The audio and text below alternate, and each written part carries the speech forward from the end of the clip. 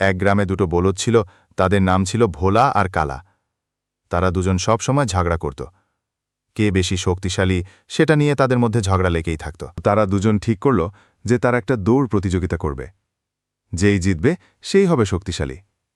তারা দৌড় শুরু করল, আর দৌড়াতে দৌড়াতে একটা বড় গর্তে পড়ে গেল। তারপর তারা দুজনেই বুঝতে পারল যে তাদের ঝগড়া করা বোকামি। তারা দুজন মিলে গর্ত থেকে বেরিয়ে এসে বন্ধু হয়ে গেল। এক গ্রামে একটা মোটা হাতি ছিল। তার নাম ছিল বাবলু।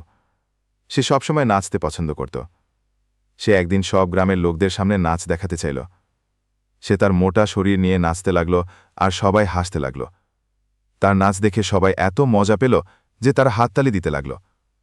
তারপর বাবলু খুব খুশি হল। এই গ্রামে একটা অলস বিড়াল ছিল। তার নাম ছিল পুষি। সে সবসময় ঘুমাত আর শুধু মাছের স্বপ্ন দেখত। একদিন সে ঘুমাতে ঘুমাতে একটা মাছের দোকানে ঢুকে গেল। সেখানে সে অনেক মাছ দেখে খুব খুশি হল। সে একটা মাছ নিয়ে পালাতে যাচ্ছিল, কিন্তু দোকানের মালিককে খেয়ে ফেলল। পুষি ভয়ে দৌড়ে পালাল আর বলতে লাগল, ইস, মাছ ধরতে গিয়ে নিজেই ধরা পড়ছিলাম।